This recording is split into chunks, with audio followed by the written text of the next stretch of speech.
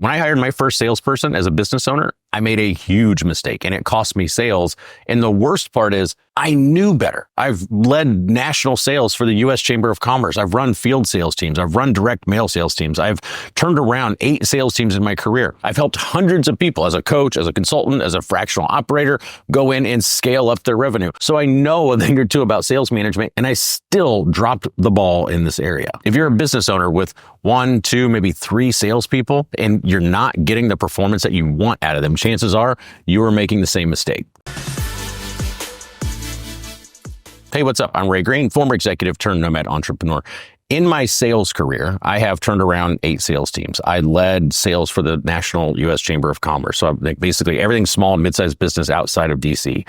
And I meant direct mail sales and field sales and call centers. And I've led sales turnarounds as a CEO for investor groups. I've coached and consulted hundreds of B2B businesses and IT businesses and helped them scale up their revenue and their sales team. So you could say, I know a thing or two about sales management. But when I hired my first salesperson as a business owner, it was a completely different ballgame because I was strapped for time. I felt like, a person with 6 arms, like I'm doing everything that I possibly can. The reason I was hiring a salesperson was because I couldn't manage that sales process. So when I made that hire, what happened was I onboarded properly and I had a decent playbook, but then I just absolved myself of basically all of the sales management functions that I should have been doing. And frankly, that I knew I should have been doing because that's been my career. I understand how applying your time into different things, into training, into development, into meetings, into call reviews and coaching and all the other things. I understand and I have seen firsthand how that can and will drive more performance, more accountability, better execution of your sales process. But it felt like as a business owner, I couldn't keep up with it. Right. And so it was easy to skip a lot of the things that I knew I should have been doing. If you are not performing your job as a sales leader, as a sales manager, which you are, if you have any salespeople reporting to you, doesn't matter what your title is, if it's CEO, if it's founder, if it's VP of sales, you are a sales manager if you have a salesperson reporting to you. And if you are not doing the essential things, then you can't expect good performance from good people for any sustainable and reasonable period of time. So I know if I made this mistake as a veteran sales leader and knowing what the fundamentals are and what the essentials are, that a lot of business owners are doing the same thing. So I recorded this video to break down what is basically a lean sales management guide. These are the crucial things that if you do these, you will get maximum leverage on the time that you invest with your salesperson, with your salespeople. It will lead to more sales performance from your salespeople. It will lead to more clients and it will lead to more money in your pocket. So I'm going to go through what these things are. And if you're a business owner thinking, how in the hell am I going to get these things done? Like if you look at my schedule, I get it. I hear you. I'm a business owner too. Stay to the end and we'll talk about that as well. But you need to know what the minimum requirement is here to be a decent sales manager and get that performance in the first place. And then I'll share a couple ways how you can tackle that even if you're limited on time. Now, the first thing you've got to do as a minimum requirement to be an effective sales leader is run a sales meeting every single week. And I like doing these on Monday because one of my sales mentors said that's the best time to basically shake out all the cobwebs, from the weekend. It helps accelerate the start to the week. Like a lot of people come in and kind of want to get a low ramp and they're recovering from, Sunday night football or whatever it is. You have a meeting and you get some energy in the room and you go through the numbers and you maybe do something inspirational, share some training, have some fun, play a game, whatever it is, but you just get the place moving. You get people focused. You talk about accountability. You talk about the goals. You can do all that, do it early, and then you set up the rest of the week for your best opportunities. Now, if you're not sure how to run a weekly sales meeting, here's a quick agenda. I like to start with something that is intentional when it comes to getting some engagement or getting some energy. And it depends on what kind of tone I want to send, right? If we are crushing the numbers and we're doing really well, and my biggest concern is, God, I don't want everybody to think we're too far ahead and start slowing down. Then what I may do is grab a video on YouTube and search for something the where they're racing in the Olympics and one person kind of slows down and somebody blows past them or something like that. I'm going to find something that's themed around what I want. Okay. If the team isn't performing, if we're way behind on numbers, I may come in and inject a very different kind of energy. If you've got core values, you can get something started around an activity or a game or something around, don't make it super cheesy, but get some engagement and be intentional about the type of vibe and the type of energy that you're going to want to inject into the team. And whether that's going to be hey, we've got to go get it, whether it's going to be a little bit of a cheerleader, whether it's going to be, basically a call to action, hey, this is an oh shit moment. We got to get back on pace. So I'm going to start with something like that that's engaging. Then I'm going to look at the sales dashboard Okay, I'm going to look at, all right, how are we doing on performance? Who's kicking ass? Who's not? Like if you're kicking ass, what's working for you? What's not working for you? If you're behind, like what are your blockers? What are the obstacles? What are the challenges that you're facing right now in hitting your goal? I'm also going to probably look at something around activity. Like when I look at sales, I see like there's activity that's inputs into the system, and then there's results. That's the output. You can talk about the output all you want, but if you don't talk about the inputs, then it makes it very difficult to actually affect the output. So I may work backwards and say, okay, if it's calls that you've got to go on, or whatever the other activity metrics are, like if there are doors you're supposed to hit, calls you're supposed to make, emails you're supposed to send, like what are those things? Because those things are fully within your control. And then you can end the meeting with commitments, right? And you can actually look at the activity levels, because again, those are fully controllable. Like I can't always control the conversion rate on a sale, but I can always control how much I'm going to put into the system, how much work I'm going to do, how much activity I'm going to get started. So you really just want something that is going to set the tone the way that you want to set the tone, that you're going to go through and look at the numbers, look through where you are on performance. What are the results that you have so far? Are we hitting the key activity metrics? And are there some commitments that we can make walking out of here so that next week when we show up, we can look at that and say, okay, are we doing those things? And then are those things getting us that output? So that's a sales meeting that you've got to run every single week. Even if you've got one salesperson, you go through this activity. If you have one salesperson, you can probably do it in 30 minutes. If you have 3, 4, 5 salespeople, it's going to take you probably an hour, but you want to make sure to hit this every single week. Now, the next thing you want to make sure you're doing every single month is you want to make sure that you're reviewing or going on at least 3 sales calls. If you're running like a consultative sales process, like I work with a lot of IT companies, and you've got SDR calls, and then you've got, qualifying calls, discovery calls, proposal meetings. Make sure to mix it up. Try to observe a minimum of 3 every single month.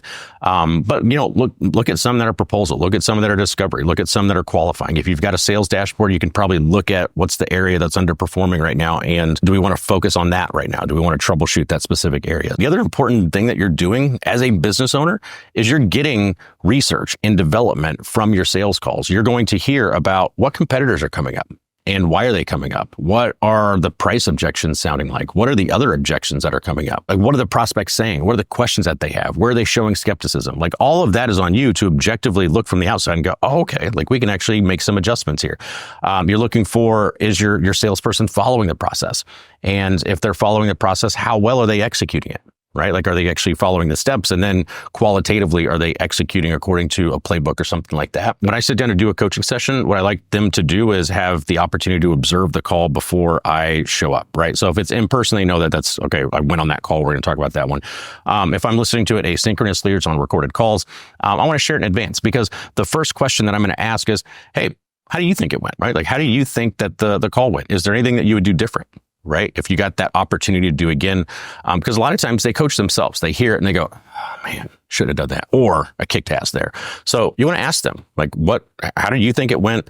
Anything that you would improve, anything that you think you did particularly well? Like, when you listen to it, like what strengths do you hear? And I want to get that feedback. It tells me a lot about how they perceive their performance up to this point. And then what I want to do is I want to share a few observations about the call, right? Like, and that can be a little bit of both, green hat and a little bit of red hat. I want to share 3 to 5 observations. I want to mix it up if I can. I'm also like a very direct person though. Like, if there's not a ton of good, I'm sure you can find something, but you don't have to sugarcoat shit. If it's not a good call, you guys should have that conversation, right? Or if it was a phenomenal call, like, don't feel the need to make shit up. So share the observations. Really critical piece here though is only ask for one change walking out of this session, right? So if you share 3 to 5 observations, don't ask them to change 5 things. Like, these are just things that I hear. So, keep doing these things.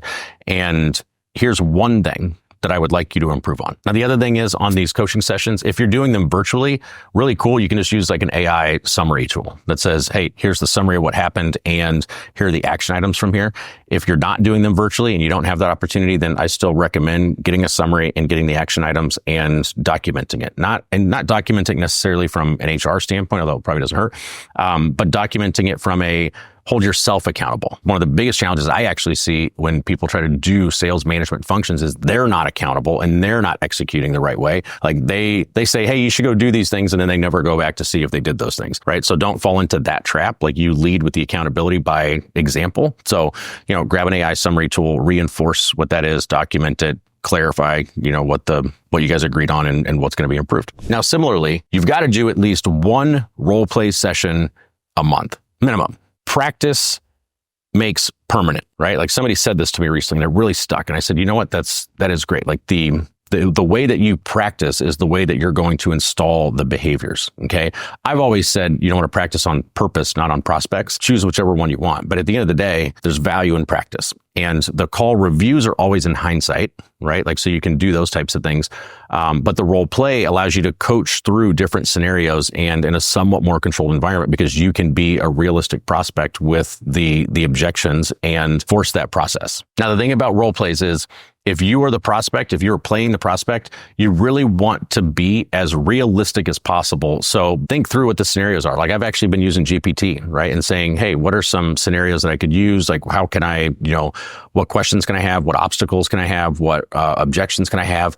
And actually using that in some of the role plays. So you can do something like that. But you just want to make it realistic because you don't want, if you go in and you're just kind of act like a laydown, you're not really practicing anything. It's a complete waste of both of your time. So make it realistic, make it practical. Now, easy way to do this is you just share your scenario, like as a prospect. So like what kind of company are you? What are your primary objections? Like what are the key things that your salesperson would want to know or need to know or typically know at that stage in the process? So like if you're going to be doing like a role play on a qualifying call or on a discovery call or on a proposal call, probably going to be different levels of information.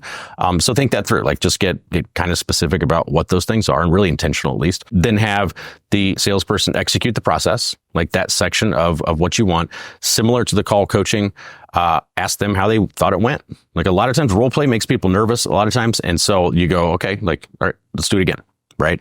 But they'll tell you like, I kind of screwed this up. Okay, let's do it again. Right. Like let's run back through it. All right, let's try it again. Then same thing, share 3 to 5 observations. Like what did you see as you're going through? Like any notes that you took, things like that. And then ask them to focus on one high leverage improvement. Just one.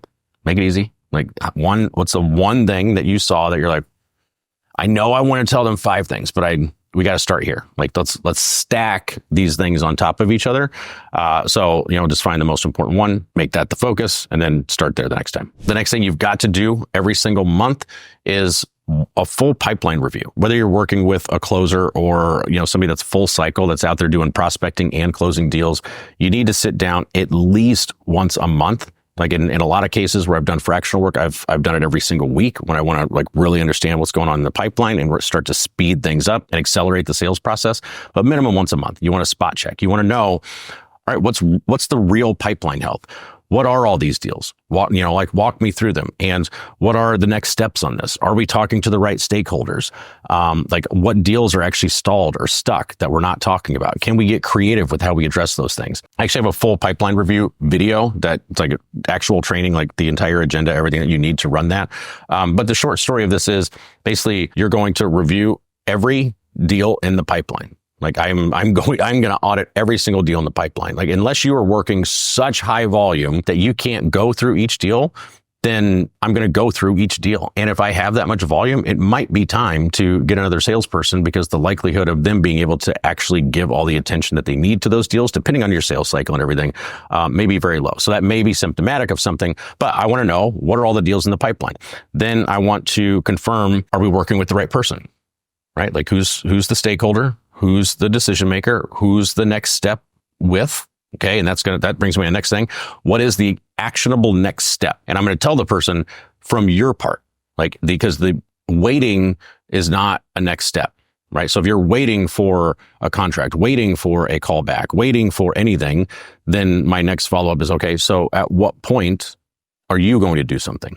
Like waiting is not an action step. So if I have not heard by Wednesday, what are you going to do? Are you going to stop by? Are you going to pick up a phone call? Are you going to shoot them an email? Like what's going to go on? So I want to know what is the specific next step. And I want to also look for things that really feel stalled, right? Like I want to troubleshoot some of these deals. If they feel stuck, if they're not making progress or something just doesn't smell right, I want to double click on it. Like let's look at that. Like okay, so the next step is at this date with this person. What have you done up to this point? Like what else has gone? And you're kind of like trying to sniff out which deals are actually stalled because that's a really good opportunity to say, all right, let's get creative. Send them a pizza. I mean, you could get creative to get the attention of your prospects in your pipeline, but you can't help them problem solve if you don't know that there's a problem. right? And you don't know there's a problem if you haven't gone through your actual pipeline. So sit down and go through that.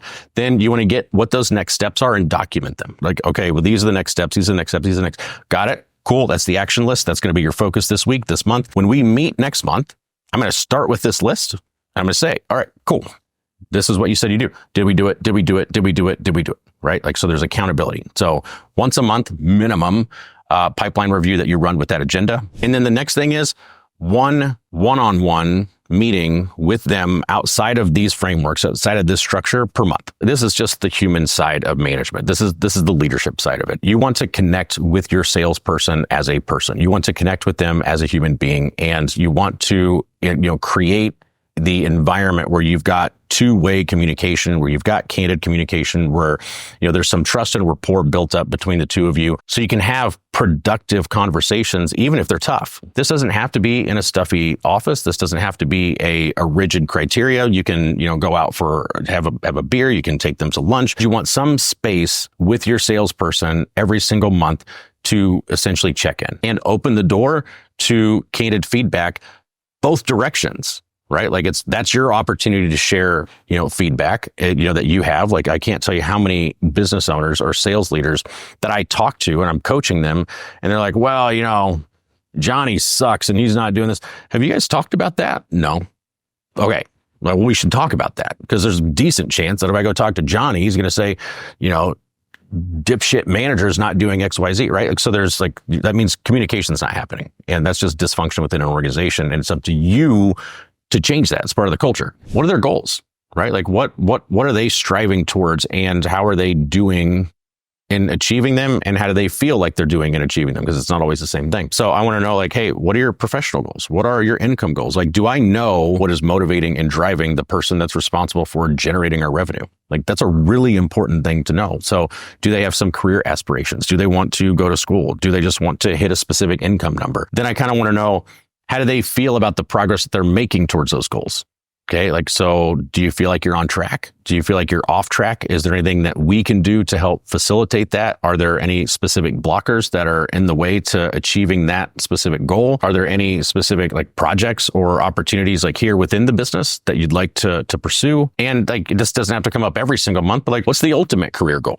Like, what's the big step, right? Like, where are they going to try to jump the S curve? Where are they going to try to go okay, the next thing, where do they want to be 5 years from now, right? Magic wand. Do you know these things? And if you don't, this is the opportunity to find it. Yes, you know their goals, kind of how they're progressing towards them or not.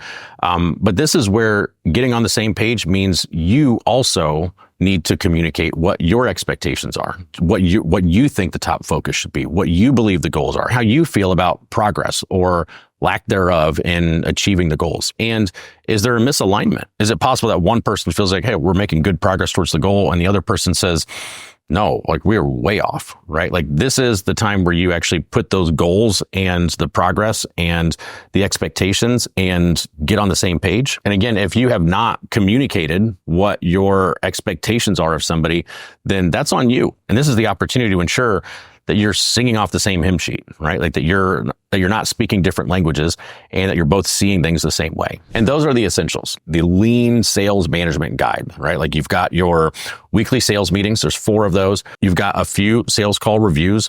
You've got a role play each month. You've got a pipeline each month, and you've got a one-on-one each month. Now, sounds like a lot. And if you're a business owner, you're thinking, where am I going to get this time? But here's the thing.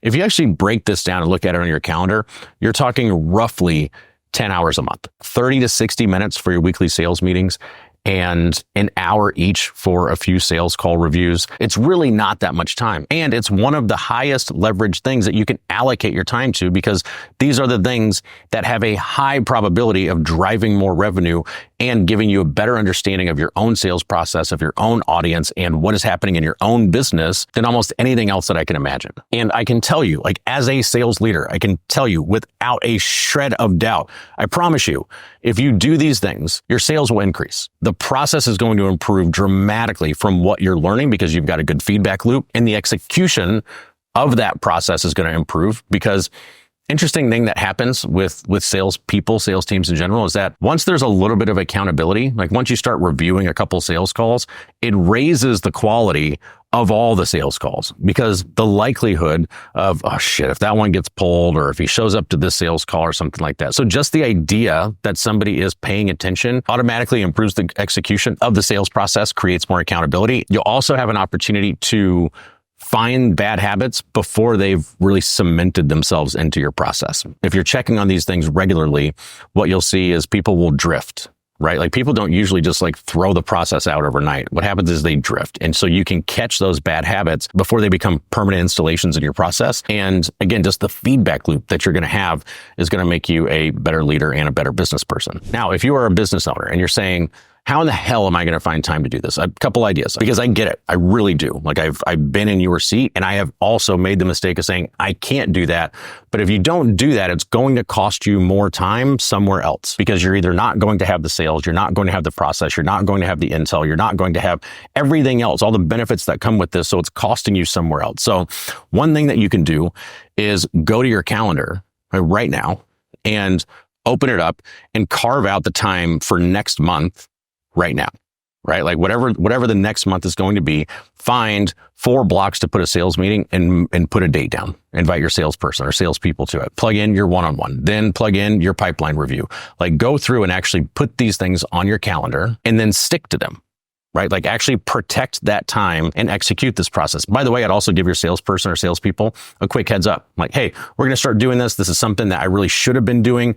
And this is for as much for your benefit as it is for me. Here's some of the benefits you'll see out of it, like all that. So like, don't catch them by surprise. Like they don't want, like, damn, I just got 8 meetings just lined up on my calendar. So send a quick note, but go in and time box it. Get ahead of it and be really proactive about it. Secondly, you can hire a good sales manager. A good sales manager should be able to pay for themselves. A lot of businesses that I work with are kind of like in an interesting spot because of their size and revenue. Like they're not quite ready to make the leap to a full-time sales manager, either because of budget constraints or because there's only one salesperson, but they're beyond the capability of being able to execute even the essentials that we're talking about here on their own. The alternative is you can hire a fractional sales leader who can step in and execute these things and probably add, a second and a third layer, because these are the essentials. This is not everything that a sales leader or sales manager can do to drive more revenue in your business. So get in there and just do it. Just time block it and stick to it.